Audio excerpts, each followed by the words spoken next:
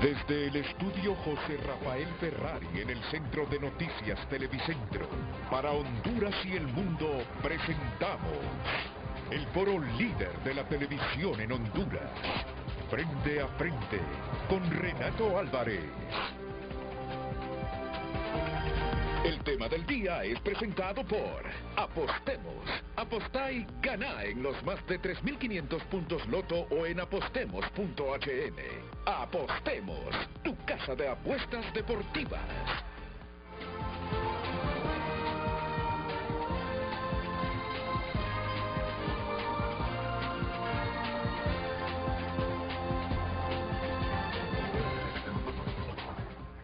Hola, muy buenos días, bienvenidos a Frente a Frente. Estoy seguro que muchos hondureños están esperando para hoy el debate de cualquiera de estos dos temas.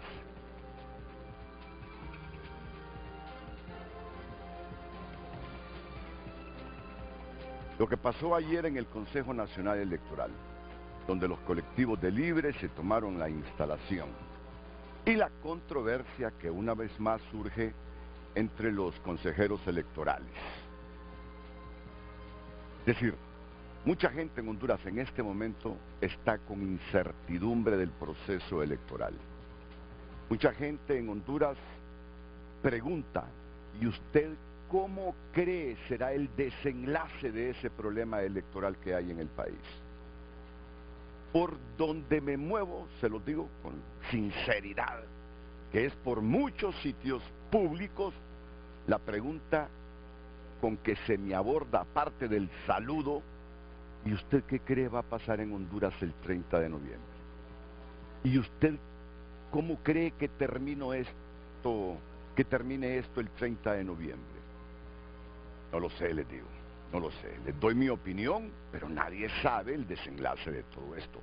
Único mensaje que uno desde aquí puede transmitir a la institucionalidad política y al órgano electoral es que se sujeten a la ley y que creen las condiciones para un proceso electoral limpio, enmarcado en ley, y que respetemos los resultados del pueblo expresados en las urnas. Bien, tendré más tiempo para que analicemos esto. Faltan un poquito más de 5 meses para las elecciones, pero lo que digo es que mucha gente espera este tema hoy en el debate. O el otro tema que espera la gente es, no se preocupen, es el TPS, el Estatus de Protección Temporal. Ayer la administración de Estados Unidos dijo, basta, ya el país tiene mejores condiciones que las que tenía cuando Mitch, por lo tanto, no necesitan que les ampliemos el estatus de protección temporal. Por eso un poco más de 50,000 hondureños que viven amparados bajo este estatus en Estados Unidos, ahora tienen el riesgo de la deportación. Pero se pueden presentar recursos, todavía el sistema judicial estadounidense los permite, por lo tanto, ¿ya hay una decisión del Ejecutivo? Sí, ya la hay. Se les da 60 días para que se preparen y regresen al país. Si no, quedan sujetos a ser capturados y luego deportados.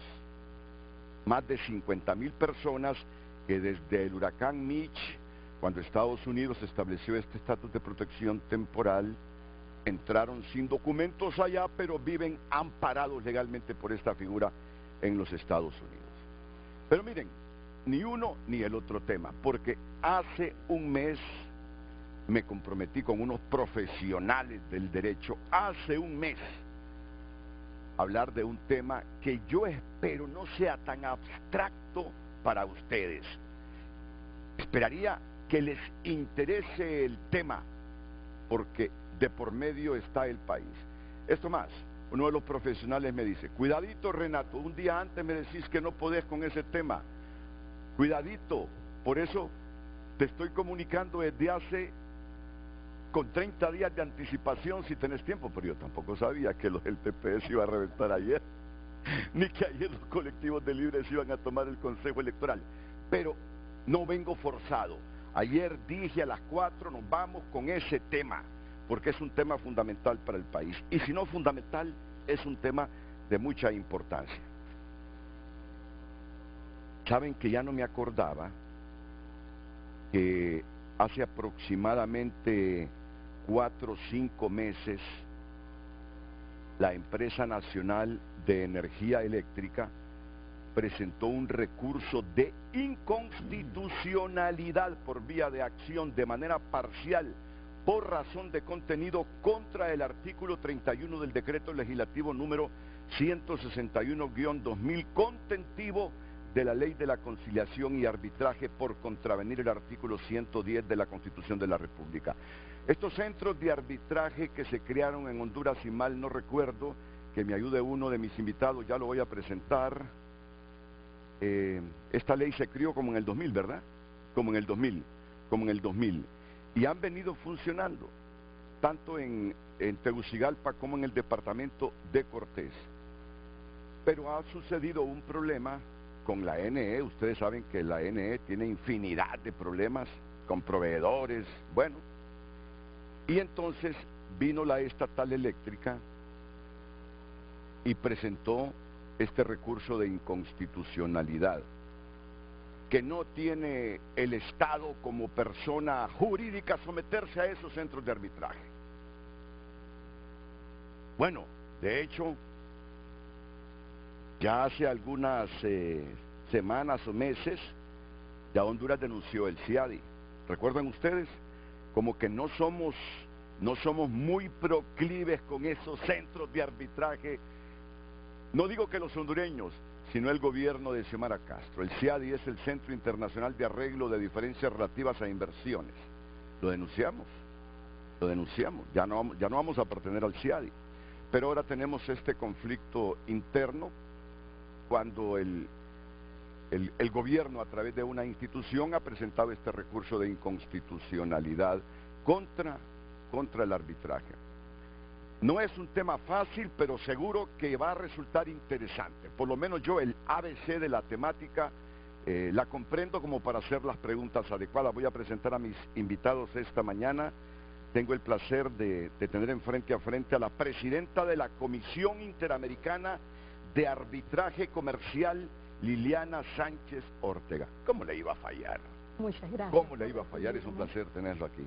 Encantada de estar acá con ¿Ha estado en Honduras? Había estado hace tiempo, mucho antes de su nuevo aeropuerto, la verdad. Ay, ¿qué tal? Ya no sufrió tanto en el aterrizaje esta vez. No sufrí en el aterrizaje, así que me sentí muy relajada además. Mira lo primero que me dice, Estuvo en la carretera. Feliz de regresar a Honduras. ¿Sabe qué? Yo he estado este fin de semana con una familia cubana en mi casa y colombiana. Y me dijeron también, venían por primera vez a Honduras, que tuvieron una buena impresión cuando llegaron a Palmerola, porque ya les habían comentado que aterrizar en Toncontín había que templarse los nervios. No me imaginaba que su primera respuesta fuera esa. Después de un abordaje una vez de un aterrizaje en ese aeropuerto, así que estoy feliz del nuevo, así. No, muy bien, Liliana. Felicidades al país. Gracias por compartir con nosotros esta mañana. Sé que va a ser un tema de interés para el pueblo hondureño. Les decía que es la presidenta de la Comisión Interamericana de Arbitraje Comercial. Ella se graduó en la Universidad de Panamá como licenciada en Derecho y Ciencias Políticas, con un posgrado en mediación de la misma universidad. Cuenta con una maestría en Derecho Empresarial y posgrado de Derecho Comercial de la Universidad Latinoamericana de Ciencias y Tecnología y posgrado de Tratados y Negociaciones Internacionales de la Universidad de Chile. Y mejor me quedo aquí porque si no este currículum nos lleva 30 minutos de presentación. Gracias. También está el abogado Javier López Padilla, es vicerrector de Relaciones Internacionales de la Universidad Nacional Autónoma de Honduras y máster en Relaciones Internacionales.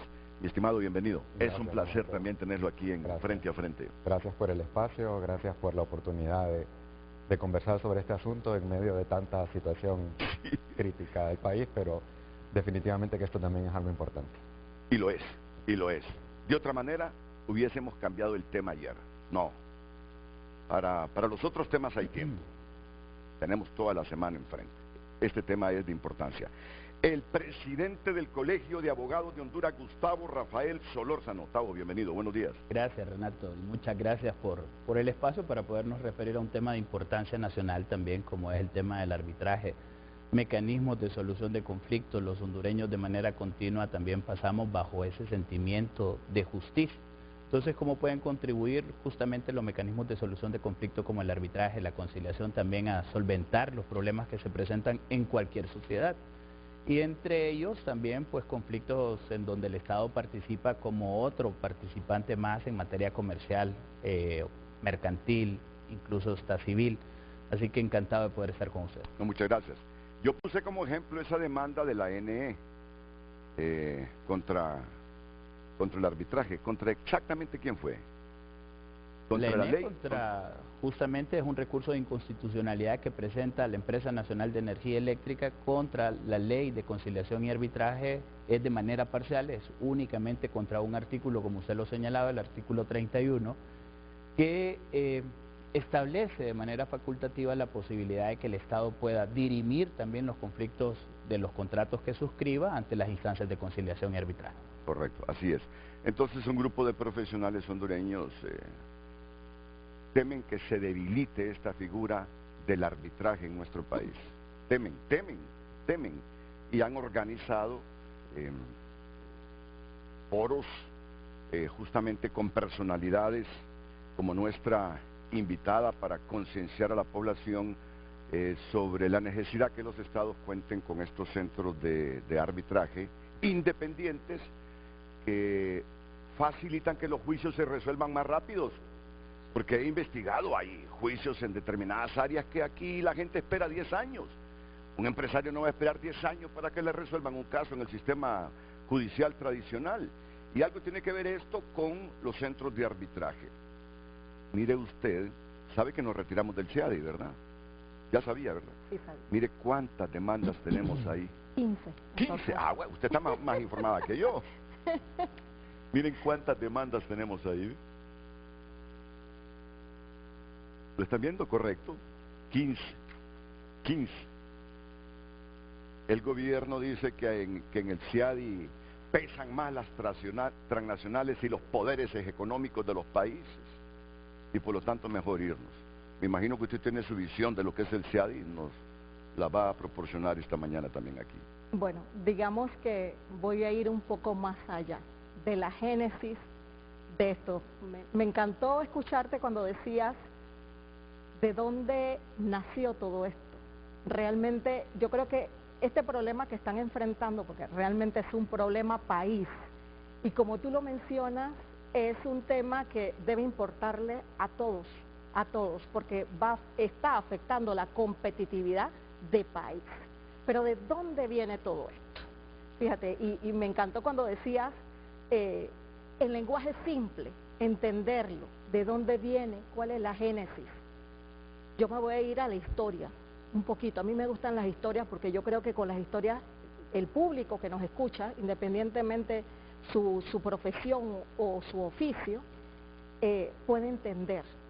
Mira, esto nace en América, voy a hablar del caso América, nace en la Organización de Estados Americanos cuando todavía OEA no existía, cuando era la Unión Panamericana de Naciones. Y este organismo, que primero formaban parte todos los estados, Honduras entre ellos, se reunían, antes de ser OEA, por allá 1919, se reunían para escucharse cuáles eran los problemas que afectaban. Imagínate aquella época. Y realmente el objetivo, cuando ya se forma la Comisión Interamericana de Arbitraje Comercial, que la formó OEA, que es el organismo que yo presido, se formó con un objetivo básico, y es que todos nuestros países tuvieran unas reglas uniformes de cómo resolver las controversias que se generaban del sector privado con los estados o entre el sector privado. Entonces, realmente esto tiene su génesis, por supuesto. Si tú buscas arbitraje en el internet te vas a encontrar la historia en Grecia, la historia en Roma. O sea, esto no es nuevo. ¿Qué fue lo que nosotros hicimos cuando en la época de la industrialización y la necesidad de esta rapidez que comenzó a tener el comercio después de la Segunda Guerra Mundial? Fue crear organismos para que tuvieran una alternativa. Esto no viene a suplir la justicia, eso es bien importante también decirlo.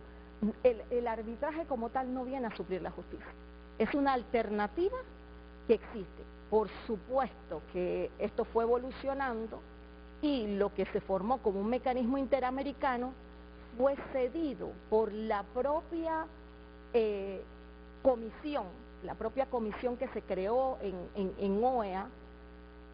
Se creó esta comisión donde formaba parte la Secretaría de Estado de Estados Unidos y la American Arbitration Association. Entonces, ¿qué hicieron? Crearon, a través de este mecanismo que en principio era interamericano, multilateral de estados, no, pero es que los estados, no tiene sentido que esto esté a manos de los estados. Vamos a transferirlo a las cámaras de comercio, a los empresarios. En ese tiempo no se hablaba de cámaras de comercio, pues tal vez aquí en Honduras sí, porque la Cámara de Comercio aquí tiene mucho más años que muchas cámaras a nivel de Latinoamérica. Vamos a transferirla, este estamento, estas reglas de procedimiento comunes y demás, vamos a transferirlo a las cámaras de comercio. Y vamos a crear una figura que se van a llamar secciones nacionales, donde se van a crear centros de arbitraje y con un régimen común entre nuestros países para hablar el mismo idioma, y que si un empresario hace inversión en Panamá o hace inversión en Guatemala o en Honduras o en Argentina o en El Salvador o donde quiera, pues pueda tener una solución rápida, efectiva. Por supuesto que al principio eso fue como a sus pininos, ¿no? Comenzó poco a poco, mientras se iba desarrollando. ¿Cuándo cobra el arbitraje como tal, el arbitraje, importancia? Por allá por los años 90 con el proceso de globalización. ¿Qué hizo el proceso de globalización? Fue rapidez en la concreción de los negocios, rapidez. El proceso de integración de mercados también creó necesidades de que yo le pueda garantizar o dar garantías a alguien que viene a Honduras a invertir dinero, como también alguien que vaya a Panamá o a cualquier país de América.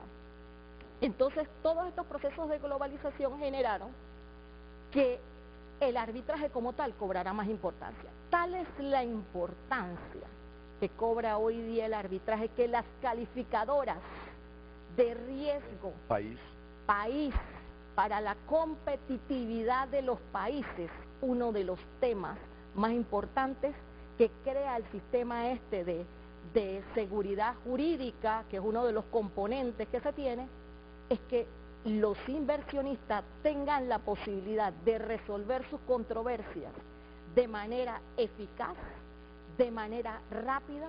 Pero adivina cuál es el componente más importante. El componente más importante es que sea de forma equitativa.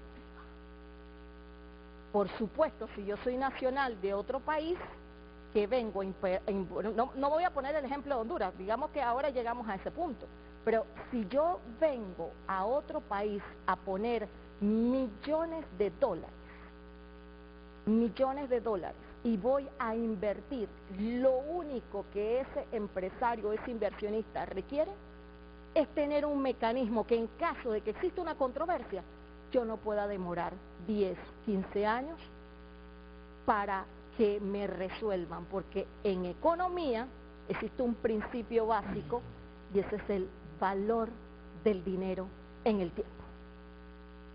A ver, cuando nosotros éramos más peladitos, así como jovencitos, iniciando la carrera, tú decías, wow, me gano $1.500, wow, estoy feliz, un super salario. Hoy día tú dices, bueno, porque con eso no puedo vivir, pues. Dependiendo de la carrera que tú tengas, vas a tener un estándar, pero resulta ser que si eso yo me lo ganaba hace 27 años, yo estaba feliz, porque con eso tenía una gran asequibilidad. Es lo mismo. Entonces, eso es parte de ese sistema, o de ese ecosistema, que yo le llamo un ecosistema saludable, de garantizar a los empresarios esa posibilidad. Yo, la verdad, como como presidenta de una organización que aglutina 27 centros de arbitraje de las cámaras de comercio de América y que dirijo este organismo que fue creado en principio por la OEA, realmente estoy preocupada al igual que muchos hondureños y con mucho sentido. Primero, la renuncia al CIADI. Como tú viste, el hecho de que hayas denunciado el CIADI no significa que no van a concretarse esos procesos de arbitraje que ya comenzaron. Estos casos terminan, o los ganamos o los perdemos. Sí. Eso es súper importante. Sí, eso es súper importante. Pero más aún importante es la competitividad del país, como país. Ahora, digamos, centrémonos en lo que ocurrió, y porque yo soy panameña, como bien lo leíste, lo que ocurrió por allá por el 2001. Panamá estrenó la ley un poquito antes de ustedes. La primera ley, nosotros tenemos una más reciente de 2013, pero la primera ley de arbitraje en Panamá también fue sujeta de una acción de inconstitucionalidad. Una acción de constitucionalidad que a veces va en base de las ideologías, de las autoridades y demás. No voy a calificar porque no estamos aquí para calificar si fue bueno o fue malo en su momento. El punto es que en Panamá la ley fue mucho más, porque creo que la demanda acá es muy simple, que ahora los colegas van a hablarles un poco de esto. Es muy alada de los cabellos, pero en el caso panameño, fíjate, se declaró inconstitucionalidad la obligatoriedad del Estado de cumplir los pactos arbitrales, que lo establecía la cláusula, la ley de arbitraje del 99, que ya no existe, pero que en ese momento era la ley recién estrenada, y nos estrenamos con eso, y éramos la cenicienta de Latinoamérica. Cada vez que yo iba a un foro, a muchos foros que participo, éramos la cenicienta de Latinoamérica, de América, éramos el hazmerreír, porque éramos un país que había declarado inconstitucionalidad dos artículos de la ley: el arbitraje con el Estado y la obligatoriedad de cumplir las cláusulas arbitrales pactadas por el Estado, y el principio de competencia que tiene un tribunal arbitral de declarar su propia competencia. Y eso casi le quitamos la cabeza a la ley. Paradójicamente fue el propio Estado, digamos que nuestro mayor orgullo, el mayor orgullo de los panameños es el Canal de Panamá. Y a cualquier panameño que se lo preguntas, así va a ser. Cuando se pensaba hacer el proceso de ampliación del Canal de Panamá, en el 2002, nada más teníamos un año de haber ocurrido todo esto, 2001, perdón, un año de haber ocurrido, comienza a ser una fuerza muy importante ante el Congreso, que en Panamá se llama la Asamblea Legislativa, se llamaba, ahora es la Asamblea Nacional, para que se aprobara en un acto reformatorio constitucional la obligatoriedad del Estado de ir a arbitraje. Y es uno de los pocos países que expresamente, sin duda, tiene inserta en su Constitución la obligatoriedad del Estado de ir a arbitraje. ¿Por qué lo hace? Porque el proyecto del Canal de Panamá de la ampliación implicaba más de 7.000 millones de dólares. Sí. Y cuando hacen las exploraciones con los expertos y demás, para que vinieran a mirar los términos de referencia, cuando hay estos actos públicos tan importantes, generalmente se hace la parte técnica, la parte legal con consultores, y luego tú convocas a todo el mercado, que es probable que licite, para que vengan y te hagan comentarios sobre esos pliegos antes de lanzar el pliego. Y cuando lo lanzan, todos coincidían en lo mismo: no estamos dispuestos a invertir en el proyecto de ampliación si no existen garantías de resolver de manera eficaz y de manera equitativa las controversias. No, y Liliana, yo creo que te faltó otro punto, pero la exposición está magnífica hasta el momento. El otro punto es que el empresario que va a invertir, el empresario extranjero que va a invertir en países como nuestro, ¿Tú no crees que lo primero que pregunta y cómo es el sistema judicial en ese país? Claro. ¿Es independiente o hay riesgos que si hay un conflicto que mi empresa tenga que dirimir en ese país donde le he metido 300 millones de dólares, sea la justicia capaz de fallar aún contra los intereses del Estado de Honduras? Si le dicen que ese poder judicial es débil, no. ¿Tienen centros de arbitraje ustedes para poder resolver esto? ¿Están asociados al CIADI ustedes por si acaso? Yo no confío en la justicia de ustedes. ¿Tienen un centro internacional donde estén ustedes ahí adscritos para que ahí dirimamos el conflicto? Ese grupo de abogados me dice, Renato, con este recurso presentado por la NE, se debilita la imagen del país, se debilita la imagen del país en el sentido que si el empresario extranjero quiere invertir y no confía en la justicia y el país no está en el CIADI, yo sé que hay otros centros de arbitraje internacionales, pero este CIADI es como el gran referente, ya van a pensar 2, 3 veces para venirte a invertir aquí al país. Sí, y es que yo voy un poco más allá. Porque tú has tocado una punta de lanza bien importante, porque una cosa es la renuncia al CIADI, que ya tiene sus implicancias. Ya esto no, tiene sus implicancias. En eso estamos claros, en eso estamos claros, Liliana. Ahora, una estocada más. ¿Por qué? Porque ustedes tienen una ley de protección de las inversiones, y en esa ley de protección de las inversiones tienen como mecanismo de resolución de controversia el CIADI, que ya está denunciado y que ya no van a acudir ahí. Pero también tienen a través de los centros de arbitraje. Entonces, digamos que esta segunda estocada es el jaque mate para la inexistencia del arbitraje con el Estado.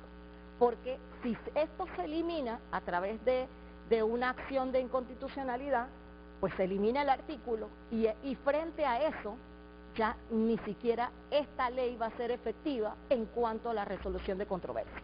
Entonces no vas a tener CIADI, tampoco vas a tener los centros de arbitraje realizando arbitrajes relativos a inversiones, pero resulta ser que el Estado hondureño tiene aún más. Tiene tratados bilaterales de inversión, los llamados BIT. Y también en esos tratados también existen cláusulas arbitrales que remiten, como tú bien dices, a otras instituciones que no necesariamente se especializan en arbitraje de inversión. Y adicionalmente remiten a arbitraje ad hoc, que es ese que el silvestre, como yo le llamo, no es silvestre, depende del árbitro que nombra, pero si nombra árbitros que no conocen, que muchas veces ocurre, que las partes piensan porque eso se puede convertir en un beneficio, en una desventaja, pues este arbitraje no le garantiza al Estado absolutamente nada. Si se sentían desprotegidos en CIADI en un arbitraje ad hoc, con reglas NUDMI, con árbitros que no conozcan arbitraje, podrían tener muchos riesgos. Pero la verdad, yo voy a un punto, y es lo que quiero recalcarles, es el tema de competitividad. Ya Honduras como tal califica como B, ni siquiera un B+, ¿sí? Ya la economía hondureña, ya como tal las calificadoras de riesgo tienen B sin B más, o sea, no Correcto. tienen elementos más positivos, y uno de los temas que más afecta a esto es el tema de la resolución efectiva de controversias, porque no existen garantías, no existe seguridad jurídica para ese inversionista. Entonces, ¿hacia dónde quiere ir el país? Eso es lo que realmente hay que preguntarse, hacia dónde se quiere ir, qué tipo de inversión quieren atraer, pero resulta ser, y voy un poco más, las entidades que utiliza el Estado para financiar proyectos, como son el Banco Mundial, el BID, en sus contratos modelos inserta cláusulas arbitrales. Y si no puedes utilizar el CIADI porque ya no está allí, vas a ir a otras entidades de arbitraje porque simplemente no le van a prestar dinero al Estado si no pactas esa cláusula arbitral, que es una cláusula obligatoria en el contrato modelo. Y BID y POMIN unificaron cláusulas en sus contratos. Y BIT y FOMIN tienen en esas cláusulas, si el Estado va a solicitar un determinado financiamiento, primero los grados de financiamiento te van a ver la calificación de Estado, la calificación de país, porque para toda entidad que financia esto es muy importante. Y segundo, si aún te calificas y te prestan bajo condiciones diferentes, obviamente por tu estado diferente, entonces también tendrías que tomar en cuenta que igual vas a tener cláusulas arbitrales, donde la especialidad no necesariamente va a ser arbitraje de inversión, ni se le va a dar las prerrogativas de Estado como si te garantiza. Liliana, te agradezco esta exposición porque yo he sentido hasta algo maternal de una latinoamericana panameña con el Estado de Honduras. Claro. Así he digerido tu exposición, como una más de Honduras, viendo en perspectiva el futuro del país. Y cuando tú te preguntaste, no sé qué va a ocurrir en el futuro de Honduras, no sé qué están pensando los hondureños, ni siquiera todos, qué está pensando el gobierno de Xiomara. Y yo lo digo sin pretender politizar el tema, porque no venimos aquí a hablar de política partidaria, pero a tu pregunta, a tu reflexión, ¿qué están pensando los hondureños? Ni siquiera los hondureños, es el gobierno de Xiomara, es el gobierno que denunció el CIADI. Yo algunas veces pienso que lo denunciaron creyendo que al denunciar y salirse del CIADI, todos estos 15 casos quedaban anulados, y no es así. Esos casos se terminan, se van a terminar, y existe la posibilidad que perdamos 10, que ganemos 5, y los que perdamos tenemos que indemnizar. Tenemos suficiente dinero para enfrentar esto. Y lo otro, las consecuencias que implica esto en una economía global, que los bancos multilaterales de crédito, lo que tú decías hace algunos minutos, bueno, facilitamos créditos, pero si ustedes están insertos en algún mecanismo de arbitraje relativo al comercio en que nosotros creamos, y si estamos fuera de eso también. Bueno, yo lo único que te digo, y para darle oportunidad a mis compañeros, lo único que te digo es que la reflexión va en ese punto que tú bien marcas, pero también es mirémonos en el espejo de otros países que han hecho lo mismo. Y los 4 únicos países que han renunciado al CIADI son Bolivia, Venezuela, Ecuador y Honduras. Y Ecuador regresó en el 2021 al CIADI, después que en el 2009 había denunciado el convenio para que no se le aplicara. Y por supuesto tuvo sus implicaciones, y en el 2021 regresa, y ves todo el esfuerzo que están haciendo y cómo está ese país, cómo ha estado el país. No voy a decir más nada, porque no vengo a ver yo sí lo voy a decir, a mí me encanta decirlo, cómo ha estado Ecuador en una inestabilidad política, un país donde las redes criminales le han cooptado las instituciones. Están luchando por zafarse de esas redes criminales, pero les ha costado un montón de muertos y afear su imagen internacional. Así es. Entonces, si nos vemos en ese espejo, entonces ¿quiénes quedan? Entonces, realmente eso es lo que quiere Honduras, hacia allá quiere moverse el Estado.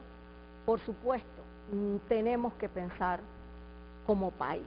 O sea, cuando se toman decisiones y se toman acciones para declarar inconstitucional, el único bastión que les queda realmente es una reflexión que tienen que hacer los hondureños, y que por supuesto mi visita a su país tiene ese sentido, tiene la idea de transmitirle el querer de América, el querer de los otros estados que forman parte de CIAC, los otros centros de arbitraje de las cámaras de comercio, a través de este mecanismo que fue generado de manera multilateral, un mecanismo interamericano que al final los únicos afectados va a ser la imagen del país y la posibilidad de crecimiento del país. No, muchas gracias Liliana por hablarnos, insisto, con un sentimiento maternal latinoamericano. Ella es la presidenta de la Comisión Interamericana de Arbitraje Comercial, y esto más, respetando lo que siempre un extranjero respeta cuando viene de visita a un país. No ha tenido pelos en la lengua para decir: hondureños, reflexionen sobre estas decisiones. Bueno, aquí están con nosotros Javier López Padilla y Gustavo Rafael Solórzano, el vicerrector de Relaciones Internacionales de la Universidad Autónoma y máster en Relaciones Internacionales, y el presidente del Colegio de Abogados. Y ellos, yo ya no me acordaba de este recurso que presentó la NE contra la ley. Contra la ley, sí. Contra el artículo 31 del decreto legislativo 161/2000, contentivo de la ley de conciliación y arbitraje. Si este recurso pasa, ya no tengo que preguntarme yo cuánto daño le va a causar a Honduras esto, si ya nos los ha advertido aquí María del Pilar Méndez. Pero es bueno escuchar a los hondureños, a la academia, a los gremios, sobre los alcances que tiene este recurso presentado por la ENE contra esta ley del arbitraje y las repercusiones que a corto y mediano plazo puede tener para Honduras. Así que me van a permitir una pausa comercial, pero además me van a permitir, ustedes saben, ¿de qué vivimos los medios de comunicación? ¿De qué vivimos los medios de comunicación, Liliana? De las pautas comerciales. Me he sentido muy cómodo con Liliana, sinceramente he percibido un sentimiento latinoamericano enorme y me agrada. De eso vivimos, de las pausas comerciales. Y yo tengo que presentarles en los próximos minutos a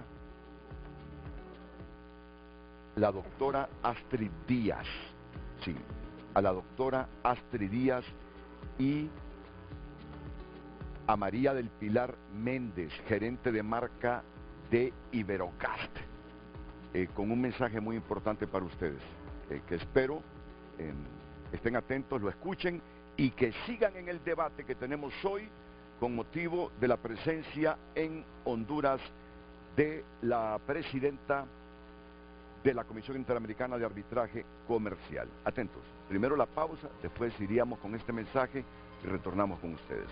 Y usted no se nos va a ir también, tendrá que estar las 2 horas aquí con nosotros.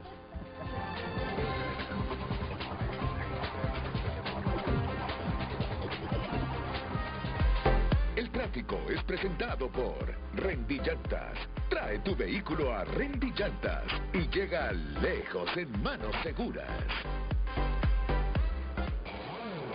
7:38 minutos, el tráfico vehicular se lo presentamos aquí en frente a frente, a la altura de la calle de la Salud en Colonia El Prado. Es un tráfico vehicular bastante saturado de vehículos, así que usted si se dirige para sectores como el Boulevard Juan Pablo II y diversos sectores como el Hospital Escuela, ese es el tráfico vehicular que usted se va a encontrar a esta hora del día. El tráfico vehicular cuando son las 7:39 minutos, se los ha informado Tony Munguía. Pase usted un feliz día.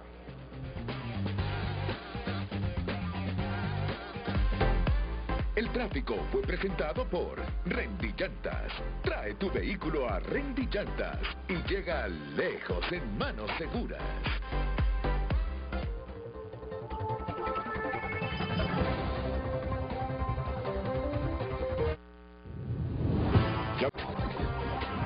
Hoy en tu nota es presentado por Farmafácil. Todos los lunes Bienestar más 60. 30% de descuento para el adulto mayor, solo en Farmafácil.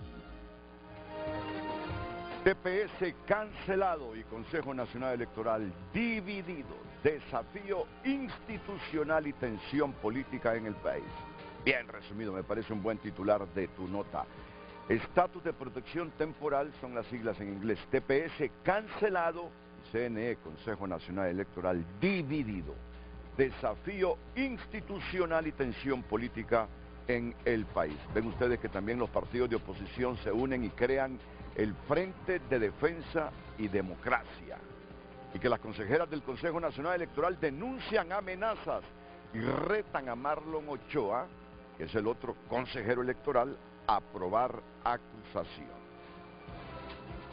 Bueno, vale la pena a esta hora entrar a tunota.com sin dejar de ver Frente a Frente. Hoy en Tu Nota fue presentado por Farmafácil. Todos los lunes, Bienestar más 60. 30% de descuento para el adulto mayor. Solo en Farmafácil. Muy buenos días, en pantalla el tema de esta mañana. ¿Qué se nos viene si procede el recurso de inconstitucionalidad contra la ley de arbitraje? Recuerde que puede enviar su opinión a través de Frente a Frente HN y a través de nuestro número de WhatsApp. Me dice Tavo, Renato, reconsidera esa pregunta. ¿Qué se nos va? Dice. Es que depende. ¿Qué se nos viene si procede todo ese recurso? Correcto. ¿Y qué se nos va a ir cuando ya no haya más esa figura en el país? Claro, ahí está el problema.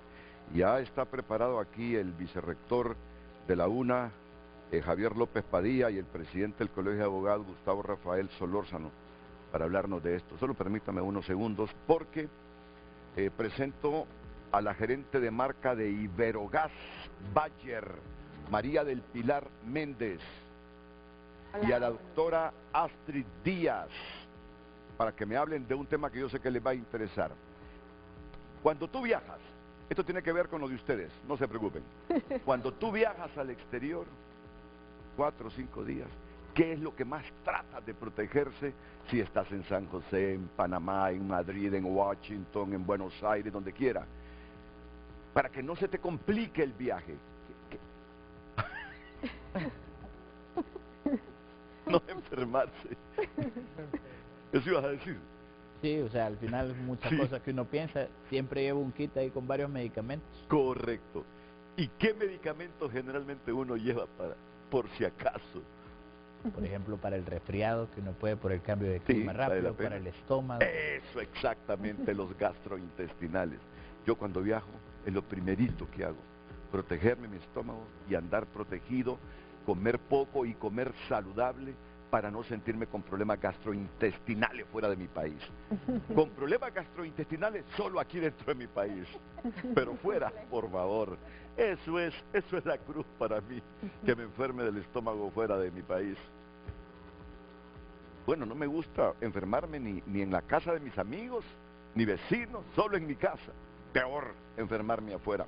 Entonces, hoy, tanto María del Pilar Méndez como Astrid Díaz nos van a hablar de estos trastornos gastrointestinales funcionales, cuál es su prevalencia y cómo mitigarlos. Comienzo entonces con la gerente de marca de Iberogas Bayer. Adelante, María del Pilar Méndez.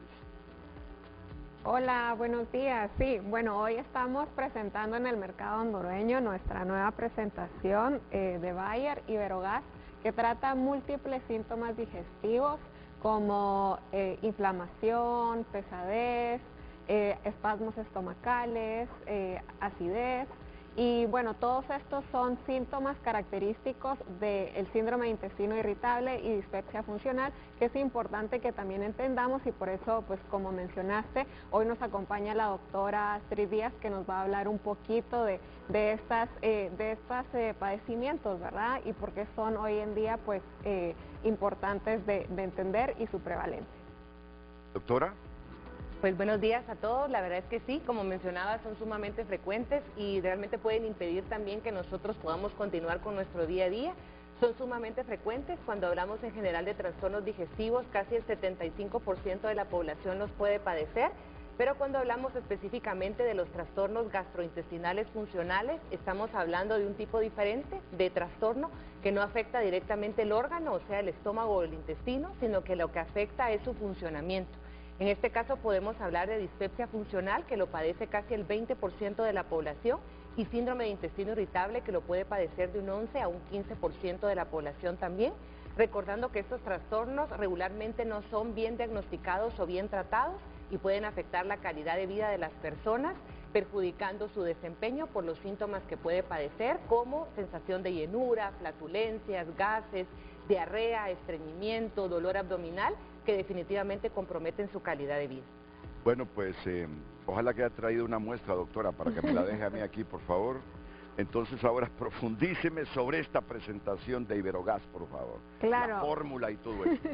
Bueno, Iberogás es un medicamento natural en gotas, es un medicamento único a base de 6 plantas naturales, como la Iberis amara, que es la que le da el nombre, Iberis, Iberogás. Tiene también plantas muy conocidas como flor de manzanilla, hojas de limón, hojas de menta, también raíz de regaliz, raíz de angélica, y todos estos componentes trabajan sinérgicamente para contribuir y dar un alivio especial, ¿verdad?, al organismo, y empieza a actuar a partir de los 10 minutos y está comprobado que alivia desde la primera toma. Iberogás es un producto que ya tiene más de 60 años en el mercado, principalmente en países en Europa, está presente hoy en 42 países, ha aliviado a más de 100 millones de pacientes y tiene más de 20 estudios clínicos propios, ¿verdad? Entonces esto lo hace muy especial, pero también con mucha base científica que avala su eficacia. Mire, y con esa marca al lado que tiene Iberogás, Bayer, se vuelve un producto fiable, sin lugar a dudas, se lo digo yo que me ando fijando en todas esas cosas.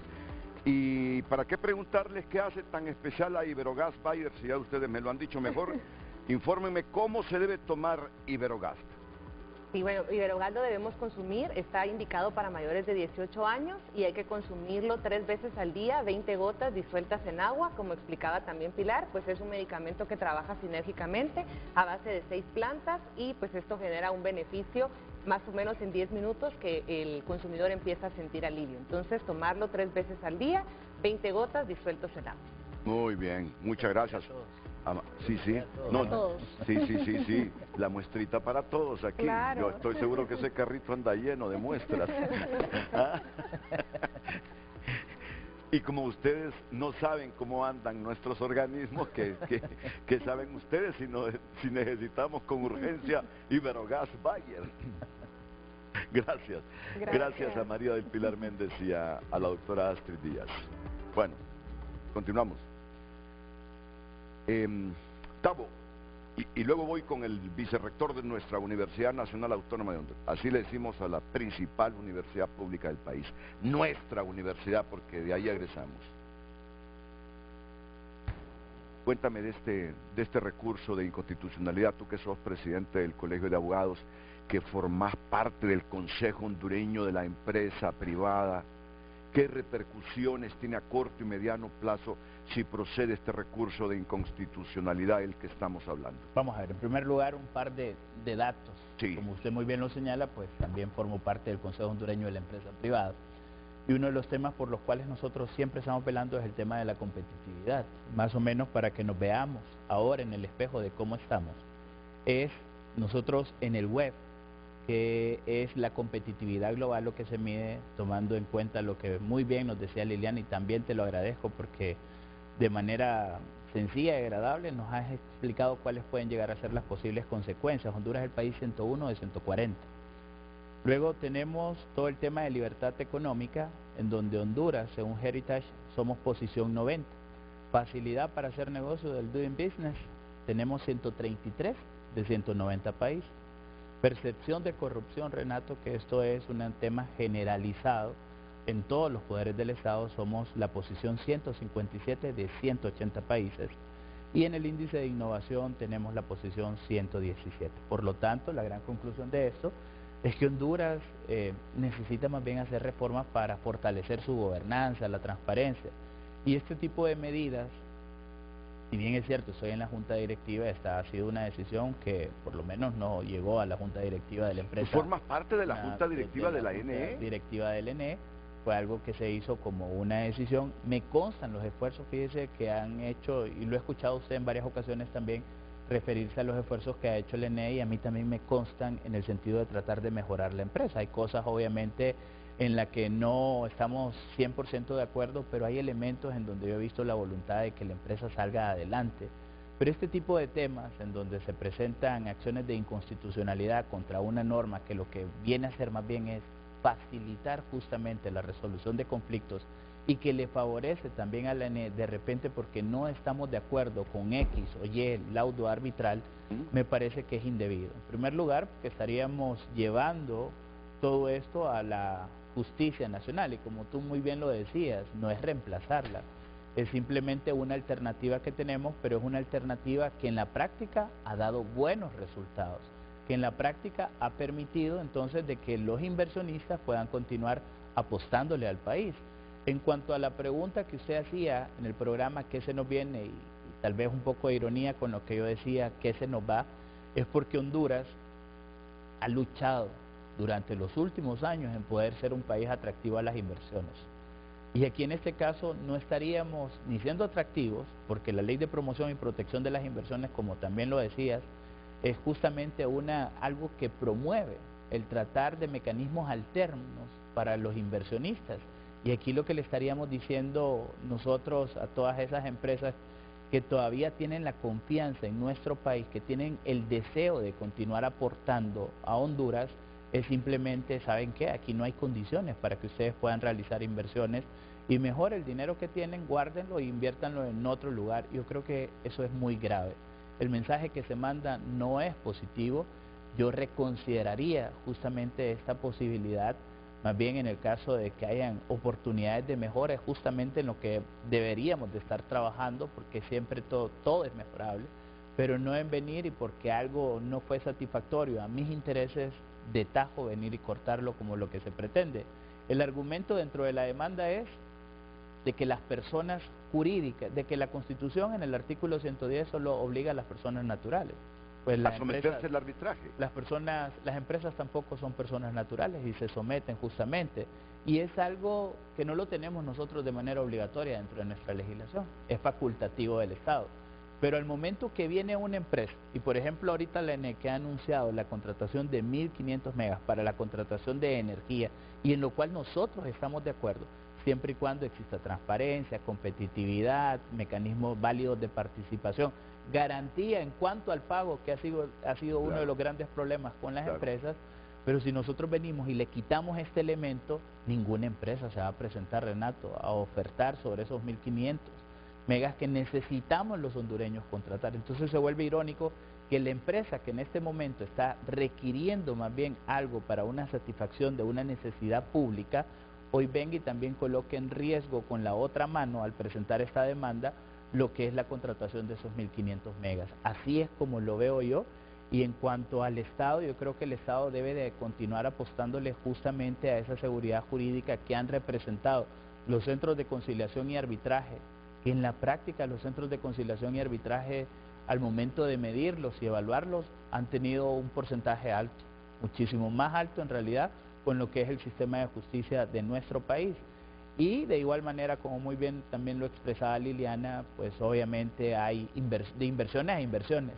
Y cuando las inversiones son muy grandes, ya no me basta simplemente lo que es los mecanismos alternos de solución de conflictos de un Estado como tal, y que en Honduras pues está la Cámara de Comercio de Tegucigalpa, la Cámara de Comercio de Cortés. Nosotros como Colegio de Abogados también tenemos un centro de conciliación y arbitraje que reconozco que debemos de continuar fortaleciendo, que necesitamos apostarle a él para que se vuelva también una garantía. Cuando las inversiones son de millones, pues lo que tenemos es la apuesta a otros centros internacionales de solución de conflictos como el CIADI, que el Estado de Honduras ya lo denunció y que perdió obviamente su vigencia desde el 2024, y tenemos todo también en cuanto a UNCITRAL, pero hay un gran trabajo. Yo no considero de que la medida adoptada por la ENE en cuanto a presentar esta demanda sea algo positivo, es todo lo contrario, muy negativo. Mira, uno puede deducir que no confían en los centros de arbitraje, ¿Cómo se componen los centros de arbitraje? Es que para cualquier institucionalidad o empresa del Estado le resulta más fácil y le genera más certidumbre saber que si tiene que dirimir un conflicto con privados, en la justicia se lo pueden resolver a su favor, porque ¿quiénes eligen los magistrados de la Corte Suprema de Justicia? Es que es fácil entender por dónde va la ENE, claro. Pero por eso debemos decir o responder cómo se conforman los centros de arbitraje que hay en el país y qué grado de certidumbre nos generan los centros de arbitraje para dirimir este tipo de conflictos donde se pudiese someter hasta el mismo Estado. Abogado Javier López Padilla. Bien, Renato, nuevamente muchas gracias por dar el espacio a la Universidad Nacional a pronunciarse también en este tema. No hemos dudado en aliarnos pues con el Centro Internacional, con el Colegio de Abogados, con las cámaras de comercio en esta preocupación, porque definitivamente esto agudiza más la situación de país, el clima de inversión, efectivamente, como lo hemos estado platicando. Voy a contestar a su pregunta, pero también quiero darle contexto de por qué la universidad se siente abocada a participar en esto, y es que nosotros tenemos más de 20 años también de tener en nuestra Escuela de Derecho clases y formación en métodos alternos de solución de controversias. Y en estos espacios hemos platicado con los estudiantes de que el rol que tiene cualquier profesional del derecho es precisamente resolver conflictos y no generarlos, no ser parte de ellos, que nuestra función social en nuestro contexto es precisamente encontrar alternativas para que las personas que tienen un conflicto determinado las resuelvan de manera civilizada, y si no, pues bueno, acudan ante una tercera persona que les ayude a dirimir las controversias. Originalmente estas controversias se dirimen, se resuelven en los órganos jurisdiccionales de los estados, los juzgados, los tribunales de justicia, y existen de manera alternativa, que esa es la forma correcta de ver a los centros de conciliación y arbitraje, pues estos espacios en donde las personas que tienen la capacidad de hacer contratos, de negociar, pueden resolver sus conflictos de manera pacífica, rápida, y que esa rapidez no debe entenderse, al menos en un punto de vista conceptual, como una antítesis a la jurisdicción ordinaria. Va a ser más rápida porque los comerciantes que entran en un proceso, que pactan un arbitraje, el arbitraje es importante entender también que es un pacto, es un contrato, es una cláusula contractual dentro de un contrato. Y esto es ¿por qué? Porque yo tengo libertad como una persona privada, por ejemplo, o como una persona jurídica, de decir cómo quiero resolver los conflictos que en algún momento se lleguen a presentar. Ninguna persona que negocia un contrato entra en él pensando de que esto se va a convertir en un conflicto y que voy a terminar en un tribunal. La aspiración, la expectativa que tienen dos personas que están firmando hoy un contrato es que el contrato se va a cumplir. Y que excepcionalmente, en el caso de que llegue a existir una falta o una omisión, entonces se tendrá que acudir a una instancia, sea arbitral, sea jurisdiccional, para que este conflicto se pueda resolver. Entonces, ¿qué es lo que sucede? Que aquí venimos con este recurso de inconstitucionalidad contra una disposición de la ley de conciliación y arbitraje, que es el artículo 31, que dice que los estados pueden, ese es el verbo, pueden participar en arbitrajes. Y esto lo están ligando a un artículo de la Constitución de la República, que es el 110, que dice que ninguna persona natural puede ser privada de resolver sus conflictos por medios arbitrales. Entonces, ¿qué pasa? Si la Corte en algún momento en la Sala Constitucional llega a aceptar, ante el escenario de que esto llegara a proceder, dice el Estado no puede participar en arbitrajes porque esto es inconstitucional, porque según la Constitución solo las personas naturales pueden participar en arbitrajes, el impacto de esto es demasiado grande. Es grande en la escala de la que ya hablamos, las grandes inversiones, los negocios de los que se estaba refiriendo Gustavo, de las compras de estas inversiones de empresas internacionales que vienen al país siempre pues por el clima que existe, que vienen con cierta reticencia a invertir, pero también impacta al comerciante al comerciante hondureño y principalmente impacta a todo comerciante que entra en una relación de contratación pública con el Estado. Es decir, por ejemplo, hay en este momento contratos de obra pública que se están desarrollando a nivel nacional, puentes, carreteras, que están siendo desarrollados por contratistas locales, que tienen cláusulas arbitrales y que de existir ¿verdad?, la viabilidad a este recurso de inconstitucionalidad, también se desaparece el compromiso que originalmente hicieron las partes, contratista y Estado, en resolver la controversia que pudiera suscitarse en un centro de conciliación arbitral. ¿Por qué los centros de conciliación arbitraje tienen este carácter profesional, ¿verdad? Y este carácter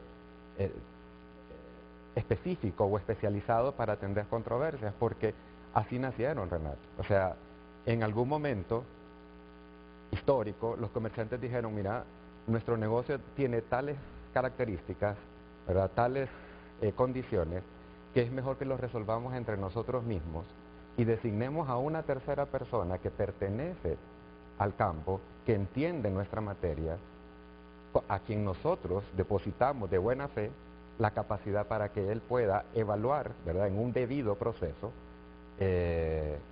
las condiciones, y conforme a eso pueda decir las cosas se tienen que dirimir de esta manera. Y nosotros no solo eso, no solo pactamos ir a donde un árbitro, sino que también pactamos el compromiso de cumplir con lo que ese árbitro ha dictado, con el laudo arbitral.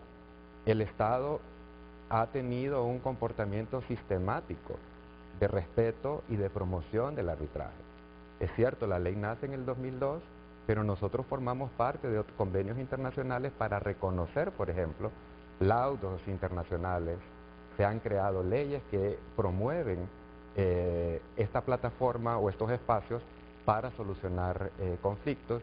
De esa experiencia que el Estado, ¿verdad?, ha estado promoviendo en relación al impulso de las inversiones, sean locales, sean internacionales, es que incluso nuestras escuelas de derecho, todas las que existen en el país, no solo las de la autónoma, han incorporado dentro de sus formaciones también a dedicarle tiempo para que las personas puedan salir con las competencias e ir a actuar en centros de conciliación y de arbitraje en Tegucigalpa, en Cortés, y bueno, lo que esperamos que el Colegio de Abogados reactive la propia. Entonces, la pregunta final que usted hacía es, ¿cómo se escogen? Bueno, los centros de conciliación y arbitraje generan sus propios reglamentos, y en sus reglamentos se establecen las características profesionales y personales que deben de tener las personas que van a funcionar como árbitros. Pasan por una formación específica que la da el centro, pasan por una revisión, pasan constantemente por una revisión, y se les exige que formen parte de capacitaciones, de las mismas que están promoviendo los centros internacionales, los centros locales. Y entonces se ha creado, en el caso de Tegucigalpa, que es el que más conozco, una lista importante de personas que conforman tribunales arbitrales, que han estado participando o interviniendo, resolviendo controversias de comerciantes privados y de comerciantes privados también con el Estado. Y esto es garantía precisamente de que las personas que están teniendo, que llegan a tener un problema en un determinado momento de la ejecución de su contrato, entonces resuelven sus controversias de esta manera. Y esto no es una forma paralela o un mecanismo para caminar en la sombra de la jurisdicción ordinaria, porque la jurisdicción ordinaria puede tener ciertos momentos de intervención dentro de los mismos procesos de arbitraje. Entonces, al final el arbitraje, incluso nosotros lo tenemos reconocido constitucionalmente, y desde el punto de vista internacional hasta la Corte Interamericana de Derechos Humanos ha dicho, mire, el arbitraje es una forma de garantizar el acceso a la justicia, y justicia efectiva, porque usted está teniendo una decisión pertinente y pronta, porque es una persona o es un tribunal que está dedicado exclusivamente a resolver su conflicto, frente al caso del juez, que por la demanda, la cantidad de conflictos que se le presentan, obviamente no va a poder responder en esas condiciones. Honduras, yo valoro en todo lo que vale que hoy tengamos a nuestra universidad pública pronunciándose sobre un tema de país. Aunque la Constitución dice que ellos como universidad merecen más del dinero que se les proporciona, ¿cuánto les está dando el Estado en este momento? Es menos del 2%. Menos del 2%. Y por derecho constitucional tienen el 6% y solo les damos el 2%. Pero hoy valoro, y lo digo así con la contundencia de vida, valoro hoy que nuestra principal universidad pública, nuestra Universidad Nacional Autónoma de Honduras, saque a relucir lo que piensa la academia sobre un punto importantísimo para Honduras, ahora que se ha presentado este recurso de inconstitucionalidad contra esta ley de conciliación y arbitraje. Esa es la universidad que hemos querido desde hace ratos, que contribuya, que aporte luces, que aporte conocimientos, que aporte reflexiones, con todo el recurso humano de nuestra universidad capacitado, con fondos públicos. ¿Cómo no pedirles justamente que cuando el país tenga estos momentos de controversia, salga y diga, no nos conviene eso, sí nos conviene eso, sin mirar las consecuencias políticas? Eso es lo que estoy valorando yo de nuestra universidad. Bien aclaró aquí el abogado Javier López Padilla por qué la universidad se pronuncia sobre este tema. Y está con la Comisión Interamericana de Arbitraje Comercial y en alianza también con el Colegio de Abogados. Él lo ha aclarado muy bien y ha dicho, no le conviene al país quedarse sin centros de arbitraje. No le conviene al país que el Estado no quiera someterse a los centros de arbitraje. Estamos dando un pésimo mensaje en un mundo globalizado que cuando quiere invertir, pregunta, investiga y se ampara de mecanismos internacionales, porque una de las principales debilidades de la justicia en América Latina son los procesos tardados y además la poca independencia. Así que en ese sentido yo valoro que se despelleje, que se arriesgue por el bien de Honduras nuestra universidad pública, abogado, lo digo con toda sinceridad. Lo mismo con el Colegio de Abogados. ¿Para qué tenemos gremios si no se van a pronunciar? Así es. ¿Para qué tenemos gremios si no van a aportarle conocimiento a Honduras? Por eso valoro lo que están haciendo ustedes también, Gustavo. Gracias, Renato. Muy bien, vamos a ir a la pausa. Y todavía hay tiempo para la presidenta de la Comisión Interamericana de Arbitraje Comercial. Que hoy va a estar en el Colegio de Abogados ¿A qué hora? 5:30. Ya la comprometimos para los abogados que deseen también pues acudir aquí en la sede central. La 15 de septiembre nos va a acompañar pues la doctora Liliana a las 5:30 p.m. en la sede central del Colegio de Abogados para que continuemos, como usted muy bien lo señala, Renato, pues fortaleciendo también el conocimiento. Correcto. Miren cómo venía de preparada. Yo trato no de sorprenderla, sino de decirle, si es que denunciamos el CIADI, denunciamos hace poco en este gobierno al Centro Internacional de Arreglo de Diferencias Relativas a Inversiones, que es una institución del Grupo del Banco Mundial referente en materia de dilucidar estas controversias que se presentan en el área comercial, ¿verdad? Entonces, sí, ya lo sabía, me dice. Mire, y no mire usted cuántos casos tenemos ahí en el CIADI. Sí, ya lo sabía, 15, me dice. Pero viene y nos dice, y si se salieron creyendo que quedaban anulados todos estos casos, se equivocaron, porque estos casos se van a dirimir ahí en el CIADI. Y usted no sabe si vamos a perder los 15, si vamos a ganar los 15, si perdemos 10. Ahí hay casos de miles de millones de dólares. 10.000 millones de dólares. ¿Hasta de cuánto, Tavo? 10.000 millones de dólares. ¿De cuánto es el presupuesto en dólares del país? Se acerca a los 8.000 millones de dólares, creo. Ya se imagina. Un tercio del PIB, más o menos.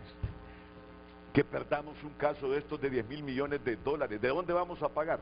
Bueno, y cuando un Estado no cumple después de que el CIADI ha resuelto o arbitrado un conflicto, si el Estado se quiere hacer el loco y no paga, ¿cuáles son las consecuencias? Indistintamente que pertenezca o no pertenezca a ese centro. Le restringen la posibilidad de adquirir préstamos para financiar proyectos del Estado. Recuerda que la mayoría de estos presupuestos hay proyectos que son financiados. O sea, esos 7.000, 8.000 millones de dólares que forman parte del presupuesto de la nación, sí, no necesariamente es cash que tiene los estados para disponer de él, sino que son presupuestos que está basado también en líneas de financiamiento que adquiere el Estado. Y cada vez si no tiene los rangos de competitividad para alcanzar esos empréstitos, tampoco puede el Estado ejecutar su presupuesto como tal. Entonces, por eso muchas veces el Estado proyecta hacer cosas, pero al final no las puede hacer porque no tiene las líneas de financiamiento para adquirir estos préstamos, precisamente por decisiones como esas, decisiones de no cumplir obligaciones a nivel internacional. Pero sabes que yo reflexionaba cuando escuchaba al rector. ¿Qué tal si esa reflexión me la dice después de la pausa? Vale. Muy bien, excelente. Después de la pausa comercial, la presidenta... ¿Qué juego con estos papeles, John? ¿Qué juego con estos papeles? Pongo nervioso a la gente, hasta yo mismo me pongo nervioso. De la Comisión Interamericana de Arbitraje Comercial, Liliana Sánchez Ortega, hoy acompañada del vicerrector de Relaciones Internacionales de la Universidad Autónoma de Honduras, Javier López Padilla, y del presidente del Colegio de Abogados, Gustavo Rafael Solórzano, que me vas a profundizar, Tavo. Tú sos parte de la directiva de la ANE. En el fondo, ¿qué hay? ¿Qué hay para que la ANE haya presentado este recurso de inconstitucionalidad contra esta ley? Algo debe haber. Tú como directivo de la ANE, ¿qué has investigado? Después de la pausa comercial, tenemos dos respuestas pendientes.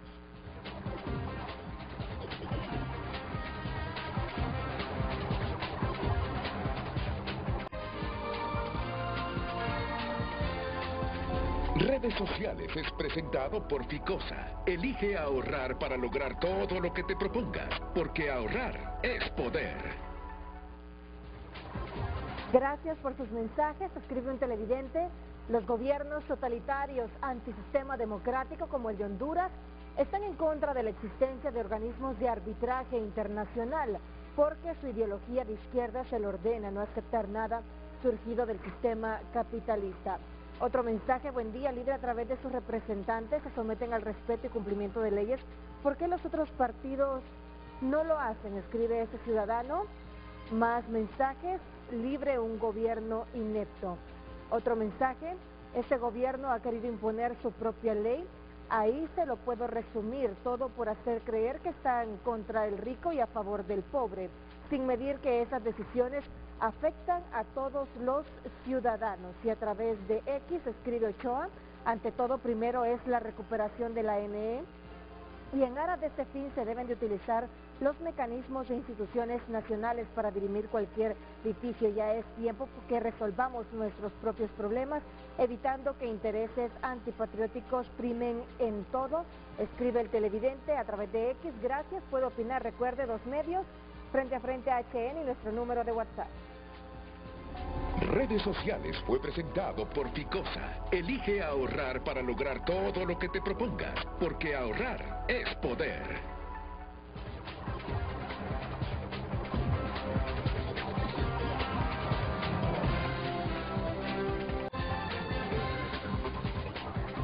Hoy en tu nota es presentado por Farmafácil. Todos los lunes Bienestar más 60. 30% de descuento para el adulto mayor, solo en Farmafácil. Pueden ver ustedes, a esta hora cae la doñita a sus 72 años, señalada de distribuir cocaína en Choluteca. Consejeras del CNE asistirán a sesión del Congreso convocada por Redondo este martes. Y ahí ven ustedes, el ICE arresta a hondureño por tráfico de fentanilo y anuncian deportación. Y estas son las dos consejeras electorales. La de la izquierda es Ana Paola Hall del Partido Liberal, la de la derecha es Cosette López del Partido Nacional. Y han denunciado amenazas y retan a Marlon Ochoa que es el consejero en representación del partido en el gobierno libre, han denunciado a este de amenazas y retan a Ochoa a probar acusaciones. La Confraternidad Evangélica de Honduras insta a fortalecer proceso democrático. La verdad que Honduras está preocupada por todo esto que pasa en el Consejo Electoral y el desenlace de estas elecciones. Y desde aquí insistimos, este es el mensaje de Televicentro. Si la izquierda gana bien porque fue la voluntad del pueblo hondureño aceptar el triunfo de Rixi Moncada. Igual, si los nacionalistas, si los pinus, si los liberales, cualquiera de ellos, ganan bien sin trampas, el gobierno, su gente y todos aceptar el triunfo de cualquiera de esos partidos. Lo único que pedimos, lo que rechazamos es que alguien quiera imponerse en las elecciones del 30 de noviembre haciendo trampa. Eso no lo toleran los hondureños, así de simple. Ni sabotaje ni fraude. Ni sabotaje ni fraude. Nada de la trampa. El que gane bien, que lo vamos a respaldar. Pero sin trampas, sin trampas, sin trampas. Hoy en tu nota fue presentado por Farmafácil. Todos los lunes, Bienestar más 60. 30% de descuento para el adulto mayor. Solo en Farmafácil. Bueno, qué bien que hoy sigo yo con la de Iberogas Bayer. Liliana Sánchez Ortega, presidenta de la Comisión Interamericana de Arbitraje Comercial. Miren el cargo que tienen. Nos haya puesto en perspectiva los pros, los contras, los alcances, las repercusiones de lo que está sucediendo en Honduras con primero denunciar al CIADI, a este centro de resolución de conflictos, y luego este recurso de inconstitucionalidad de la NE contra la ley de conciliación y arbitraje del país. Usted iba a responder a mi pregunta hace algunos minutos y la dejé para este momento, así que adelante, por favor. Muchas gracias. Quería hacer una última reflexión sobre el enfoque que se ha estado dando al tema de arbitraje con el Estado por parte de las autoridades.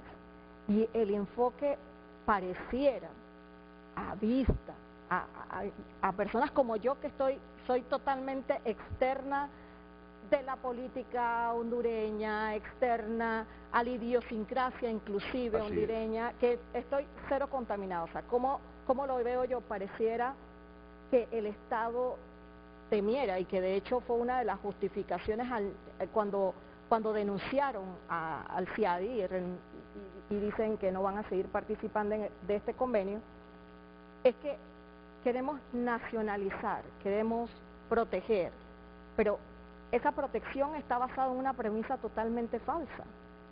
La premisa es que pareciera que el Estado, cuando va a arbitraje, se encuentra en desventaja. Yo creo que el enfoque debe ser completamente diferente. Es, ¿por qué me siento en desventaja? ¿Qué es lo que tengo como Estado que trabajar para no estar en una supuesta desventaja? Porque en un arbitraje a ambas partes se le ofrecen las mismas garantías procesales, a ambas partes se le garantiza el debido proceso, ¿sí?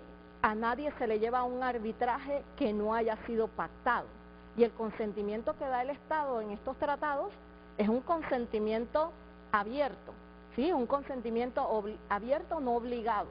Ahora bien, es fácil después que acuerdas las cosas, después desconocerlas. Entonces, están, creo que, trabajando bajo un enfoque totalmente distinto. El Estado no tiene por qué perder los arbitrajes.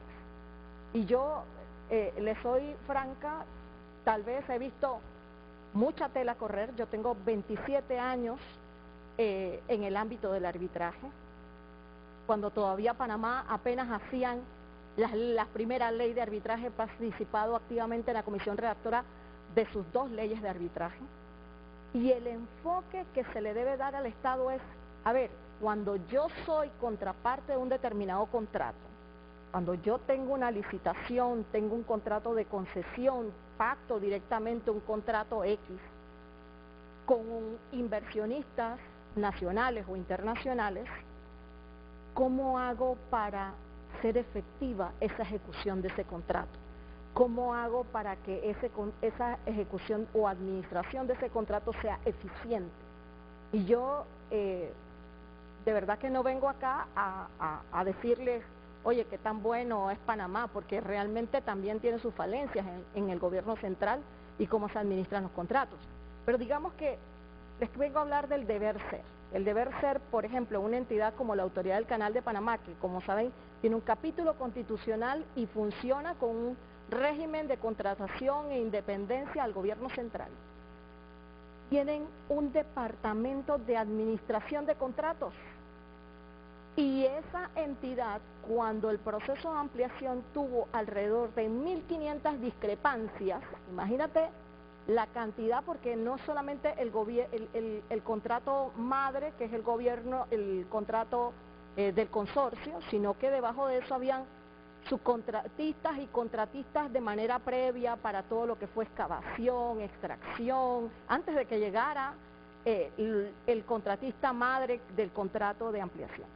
Y se hizo por muchas etapas. En total fueron alrededor de 1.500 discrepancias, controversias, ¿sabes? Que se van haciendo las actas y tal a medida que se va desarrollando un proyecto o un contrato. De esas, solamente 200 se concretaron como un reclamo formal. ¿Por qué? Porque se trabajaron directamente durante la ejecución del contrato, porque existe una división de administración de contratos. Y luego de eso hay también un oficial de contrataciones, que las siguientes 200 restantes van al oficial de contrataciones cuando la decisión inicial no le ha satisfecho a la parte, al contratista. Y luego de eso se toman decisiones por el oficial de contrataciones. Decisiones siempre en pro de que lo que es correcto, lo que se hizo adicional se paga bajo principios básicos de contratación, de buena fe contractual de ambas partes, y al final fueron muy pocos arbitrajes, y de esos arbitrajes, tanto los nacionales como los internacionales, en su gran mayoría el Canal de Panamá sale bastante ileso versus a todo lo que se le estaba demandando. Eran miles de millones de dólares por demandas. Entonces, el mensaje que quiero decir es que, aun cuando el enfoque es errado, no necesariamente cuando te llevan a arbitraje vas a perder. Lo que tienes que preguntarte es por qué se pierde. ¿Qué es lo que estoy haciendo como Estado mal en la ejecución de esos contratos? Entonces, ¿qué es lo que no le estoy garantizando a los inversionistas? Entonces temes perder. Y dice mejor por lo jurisdiccional, porque aquí, por el sistema jurisdiccional tradicional, porque por aquí puedo ganar. Puedo maniobrar. Sí, entonces siempre conlleva a la mala imagen. Y la gente en el exterior, quienes piensan en Honduras con ánimo de invertir, están pendientes de todo, investigan, leen y dicen, no, yo no puedo confiar en la justicia hondureña.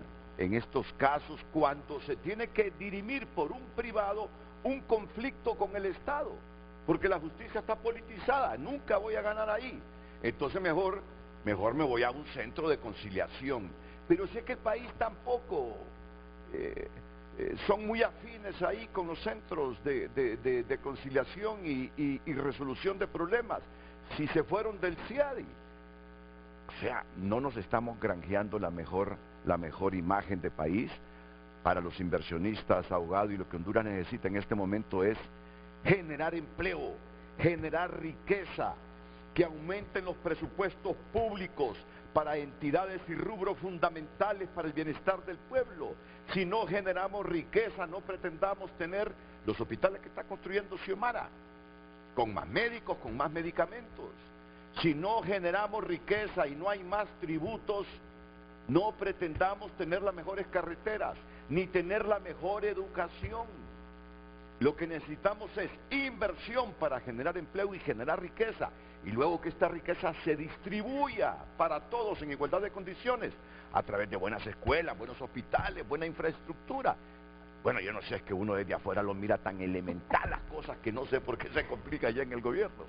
Sí, no, para nosotros como academia, lo importante que se debe resaltar en esto es que estos métodos alternos de resolución de controversias, especialmente el arbitraje, no debe desarrollarse en el imaginario colectivo, incluso de nuestros propios estudiantes, como una forma antagónica que no contribuye al estado de seguridad, a la seguridad jurídica o al Estado de Derecho, porque es una forma alterna al sistema jurisdiccional.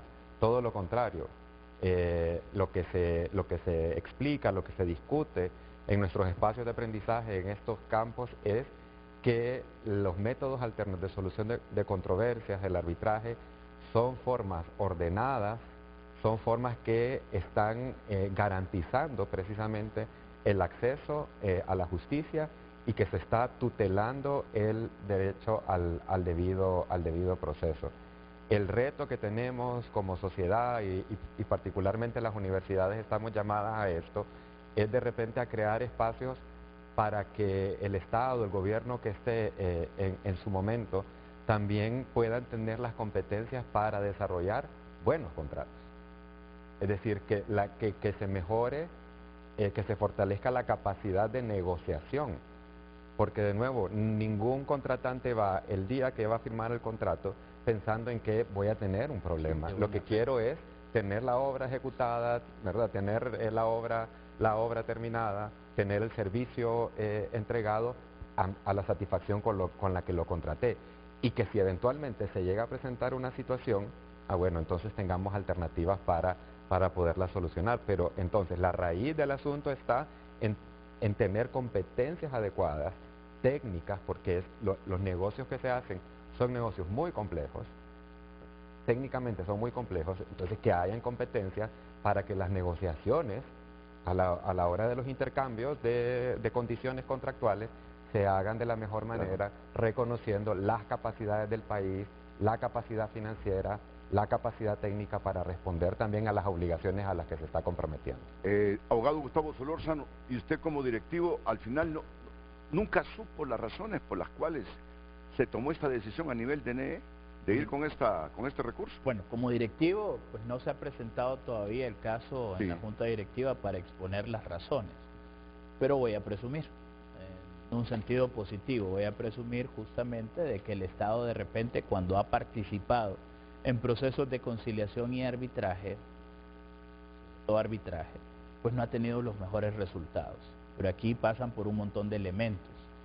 En primer lugar, algo que es un problema dentro de la administración pública, y es a veces esa rotación de personal, el tener que volver a iniciar, a formar. Fíjese que el ENE tiene muy buenos abogados en este momento, lo reconozco, aquí han estado en el programa, pero también basamos todo esto con una Procuraduría General de la República que tiene que tener personas muy bien formadas en la parte de solución alterna de conflictos y tratar de responder justamente ante lo que son este tipo de acciones que se pueden dar dentro de los centros de conciliación y arbitraje.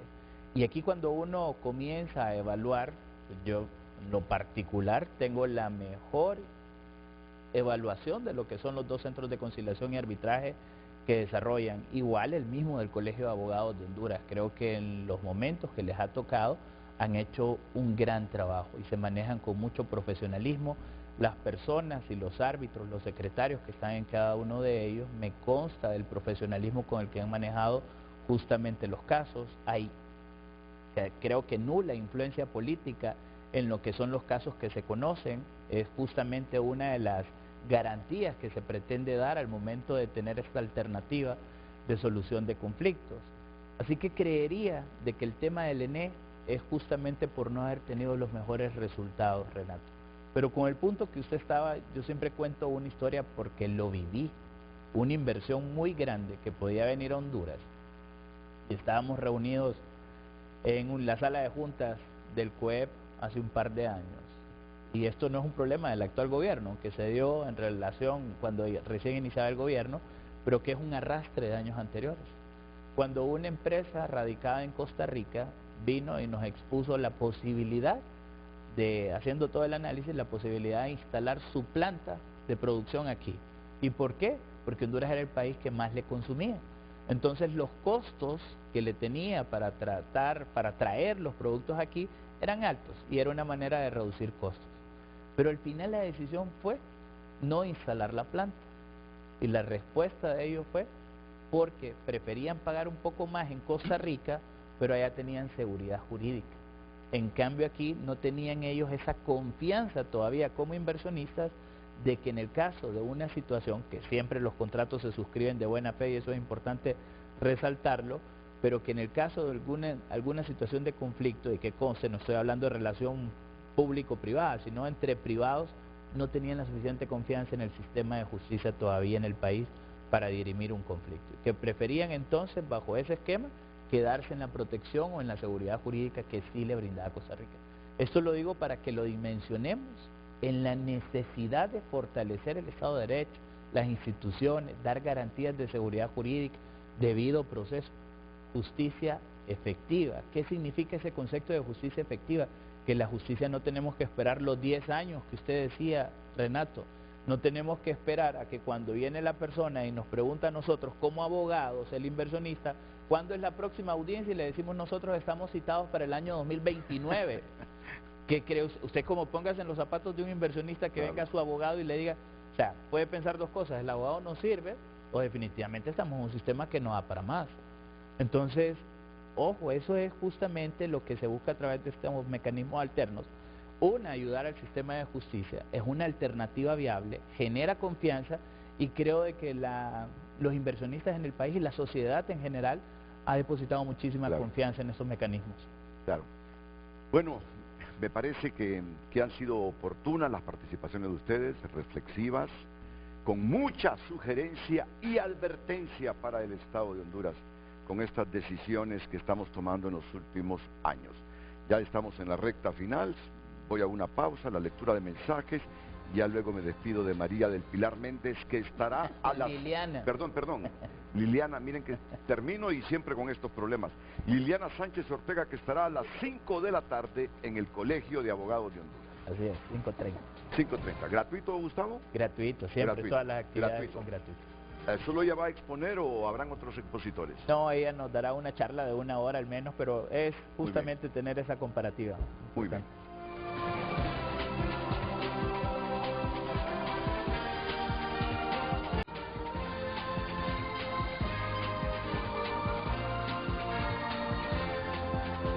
Ya estamos en los últimos minutos y me va a disculpar, pero no me gustaría irme sin pedirle la opinión tanto a Gustavo Rafael Solórzano como a Javier López Padilla de esta decisión de los Estados Unidos. Nos canceló el estatus de protección temporal ayer, que conste, ¿verdad?, que es una decisión del Ejecutivo. Es decir, ya se han presentado algunos recursos en la justicia norteamericana y al final no sabemos el desenlace.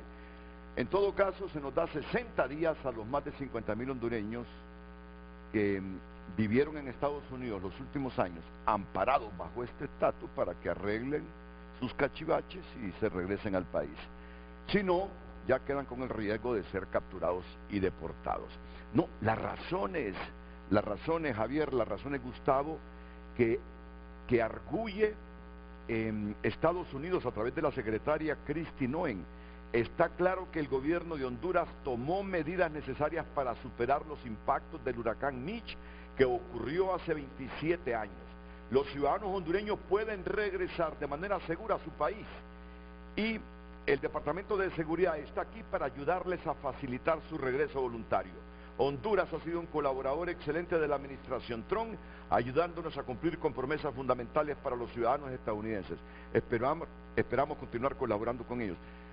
Está diciendo que el país ya superó todos esos problemas que nos dejó Mitch, pero además dice que después de consultar con los colaboradores interagenciales, la secretaria Noem determinó que las condiciones en Honduras ya no cumplen con los requisitos legales de TPS. La decisión de la secretaria se basa en la evaluación que hizo el Servicio de Ciudadanía e Inmigración de Estados Unidos sobre las condiciones del país, en consulta con el Departamento de Estado. La secretaria determinó que en general las condiciones del país han mejorado hasta el punto de que los hondureños pueden regresar a su país de manera segura. Además, bajo el gobierno de la presidenta Castro, Honduras ha tomado medidas para dar la bienvenida a sus ciudadanos, proporcionando programas de acceso económico y ayuda alimentaria, así como programas para la integración y capacitación laboral. Y se exhorta a los nacionales hondureños a utilizar la aplicación CBP Home de la Oficina de Aduanas y Protección Fronteriza para informar acerca de su salida de Estados Unidos. ¿Cómo interpretas esto? Ustedes han mejorado después de Mitch. Ya no hay razones para que sean amparados bajo un estatus de protección temporal. Bueno, pudimos haber superado varias cuestiones relacionadas con lo que fue el huracán como tal, pero mi opinión muy personal, todavía el Estado de Honduras no está preparado para recibir esa gran cantidad de tepecianos, como se les ha acostumbrado a llamar. Creo de que las condiciones todavía sociales en nuestro país no dan para el nivel de vida que ellos tenían, y todavía el Estado tiene 60 días, en mi opinión, para que pueda hacer en realidad acciones diplomáticas que puedan revertir todo esto. Creo que todavía hay una oportunidad, pero es necesario también hacer una reflexión. Quiero cerrar con esto, Renato, porque así como muy bien hoy nos ha explicado Liliana esa medición en los riesgos cuando se toman decisiones, creo que también hay que ver con retrospectiva, en el sentido de analizar qué es lo que hemos hecho bien, qué es lo que hemos hecho mal en esta relación diplomática con los Estados Unidos, y que valoremos lo que hemos hecho mal como gobierno, como Estado, y que tratemos en realidad de ser reflexivos, aceptar los errores, colocarlos nuevamente en la mesa y volver a entrar en un proceso de negociación para que esas personas puedan continuar todavía viviendo en los Estados Unidos. Bueno, nos está llamando el Procurador General de la República, Manuel Díaz Galeas. Vuestras reflexiones han motivado al Procurador General de la República a tomar su teléfono y llamar aquí a Televicentro Canal 5 frente a frente, inmediatamente después de estos consejos comerciales, el abogado Manuel Díaz Galeas.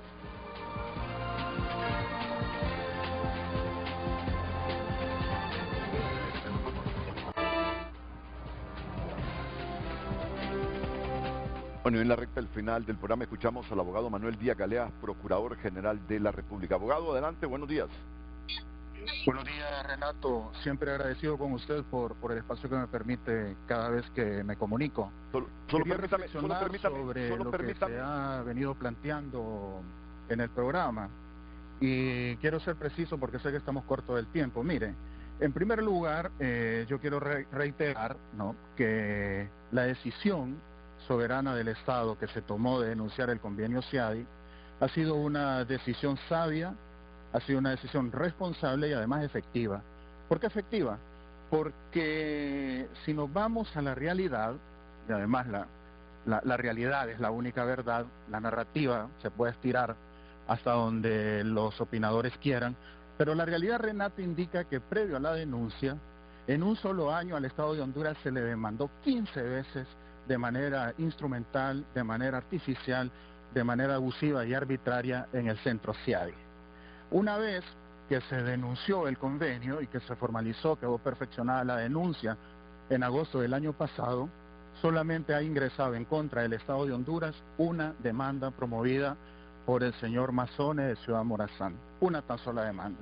Es decir, la decisión fue efectiva porque contuvo esa avalancha de demandas que se venían promoviendo en el centro en contra del Estado de Honduras, y que nosotros como Procuraduría estamos defendiendo a la altura del desafío, tal y como demuestra el caso Palmerola, en donde el inversionista fue condenado en costas a pagarle al Estado de Honduras una cantidad importante de dólares en virtud de haber promovido una demanda sin pies ni cabezas. En segundo lugar, decirle, Renato, que la ENE, la Empresa Nacional de Energía Eléctrica, promovió una acción de inconstitucionalidad en contra del arbitraje como método de solución de controversias en el país. Y nosotros como Procuraduría General de la República la respaldamos. Respaldamos esa acción promovida por la ENE, siempre y en tanto, y yo creo que debe reflexionar la Cámara de Comercio e Industrias de Tegucigalpa, el Centro de Conciliación de Arbitraje de la Cámara sea un club de amigos en el que confluyen abogados demandantes que al día siguiente están siendo árbitros en demandas contra el Estado, y que luego se los encuentra usted en tribunales demandando al Estado de Honduras. Es decir, el Estado debe tener garantías plenas de que sus derechos procesales en todos los procesos en los que interviene y que es llevado a juicio deben ser respetadas y no pueden ser atropelladas. En ese sentido, nosotros, le reitero, respaldamos esa acción de inconstitucionalidad una vez que el centro se convierte en un espacio en el que confluyen aquellos que creen que el Estado de Honduras es un botín.